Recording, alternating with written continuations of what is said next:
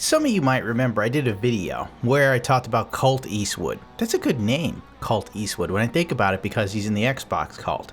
And I know someone will sit there and go, "Oh, Gundam, you're pissing on the Xboxes again, you son of a bitch, you PC master race cook. Who cares?" Well, you know, information is everything. As much as you want to just ignore some things because you find them stupid or pointless, like how some people ignore Trump's president until he goes and has a speech and says, if North Korea keeps this up, then America will have to utterly destroy them. You know, sometimes you just can't ignore stupid shit. But anyway, enough of that. Point being, have you noticed that Digital Foundry's shift towards the Microsoft brand has been pretty hard? In the sense of, you know, when they talked about the Xbox and the PlayStation, so on and so forth, it seemed unbiased. You know, they didn't really have a pony in the race, as they say, or horse in the race. They kind of gave some interesting viewpoints. But then again, the more time you spend learning about tech, the more some things don't add up. Recently, Richard at Digital Foundry kind of paints the Xbox as some super amazing triumph, and Forza 7 is the greatest thing to ever happen. The average Xbot will always talk to you about Forza 7 as if it was the second coming of Christ, because it is the one game they've got that is true 4K 60. But what I always found weird is the fact that the specs that Turn10 gives you for the PC version are so astronomically higher than the specs of the Xbox One X. It's confusing and nothing makes sense until real journalists like the dark side of gaming, who aren't paid to be in anybody's pocket, come out with this that kicks everything in the nuts and tells you something that hasn't really been talked about by Digital Foundry. Why? Because it'll then paint Xbox in a less than stellar light. Turn10 has confirmed that Forza 7 Motorsports intentionally maxes out only one CPU core. That's it. One. A couple of days ago, Darkside Gaming was informed about some bizarre CPU utilization that they witnessed in the PC demo for Forza 7. And while some claimed that they were a bit hasty about their observations, as this is a demo, it appears Darkside Gaming may be right. Turn10's Evan Bolin has confirmed that the game was intentionally maxing out only one CPU core. As Evan claimed, the game is using 100% of one CPU core, and that is an expected behavior. And I quote, "Some users may notice that the game utilizes nearly 100% of one of their processor cores. This is expected behavior. We intentionally run in this manner so we can react as fast as possible in order to minimize input latency. Users on power-constrained devices such as laptops and tablets might want to use a performance target of 30 FPS VSync, which will reduce processor usage and minimize power consumption." The problem with Forza 7 is that there is noticeable stuttering in the menus, and occasionally, though not as frequent on the i7 CPU, stuttering while playing. Not only that, but it feels really weird witnessing a game that does not scale great on more than 2 CPU cores. Utterly brilliant. Furthermore, this similar issue was present in Forza Horizon 3. However, Turn10 worked with Playground Games and released a patch that fixed the awful multi-threading CPU scaling. Since Turn10 has acknowledged this issue, it's pretty safe to say that the final build will behave similarly to the demo, so don't get your hopes up. The good news is that the demo runs at 60 frames per second on the dark side of gaming's PC, well, their testbed PC system, despite the fact that only 2 of their CPU cores were ever maxed out at any given time. Whether Turn10 will release a patch that offers better CPU multi-threading capabilities remains to be seen.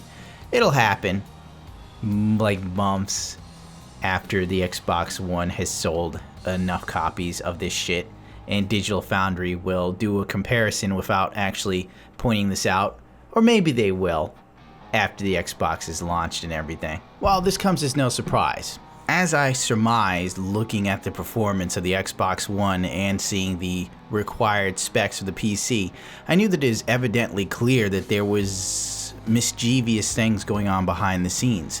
I'm convinced without a shadow of a doubt, and anyone else who's on PC that knows a shred of technology could look at this and say, yeah, Turn10 is intentionally making the PC version of this subpar so that the Xbox One X version of Forza 7 looks better. This is no more than the usual shillish marketing BS to try and sell a console to those who don't know any better. And I guess it's the best way to put it.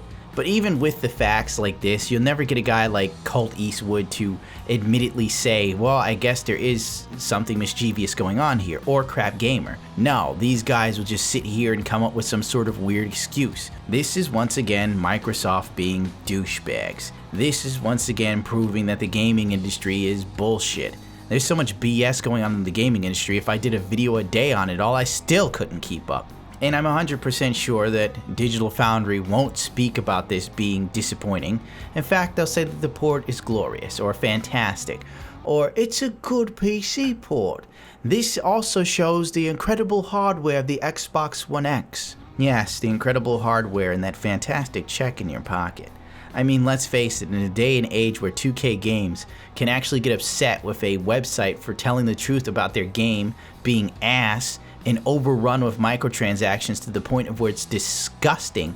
Yeah, 2K Games actually had a website take down a review that gave them a 3 out of 10. So if you think for a moment Microsoft isn't like, okay, for the PC port of Forza 7, make sure it requires some beefy rigs to play it at 1080p 60 or 4K 60, just so that the Xbox One X doesn't seem completely out-trounced. Oh, this is disgusting, really. And when you think about it, it's not shocking. The new Windows gaming thing is just Windows Gaming 2.0. Even when Horizon first came, remember the last Horizon that was free to play on Windows? I have it. You remember how shitty it ran even on a 980 Ti? It was ridiculous. It took so long. This is a joke. This is a joke, and it needs more exposure.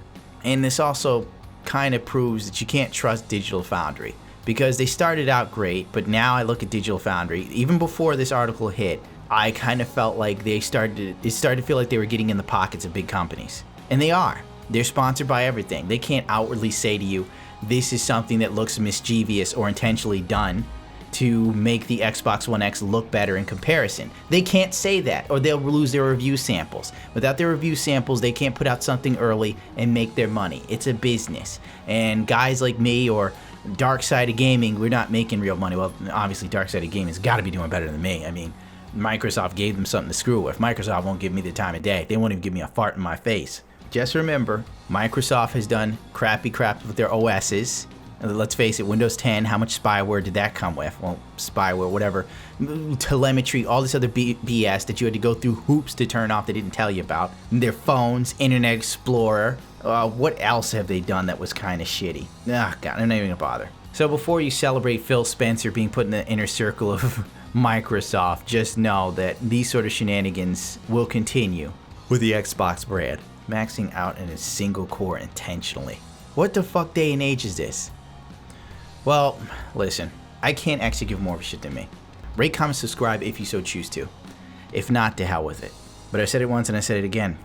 The more of you that support me, the louder my voice becomes. The more of you that follow me, the less likely I can be ignored. And the less I can be ignored, the more likely more people can be aware of what's going on in the gaming industry. We are going down a dark path where microtransactions are king. Where paid mods are becoming a thing. And if we don't stop it now, it's gonna get like microtransactions, dude. Let 2K Games, NBA, 2K18 be a warning of times to come. Do not lay down, do not rest. As Jim Sterling once said, you give them an inch, they take every fucking thing. Godspeed. As Mr. Spock said, or the Vulcans, peace and long life, live long and prosper. Oh, I was supposed to say adios, muchachos. That's my tagline. God, I'm sorry. I'm just in a mood.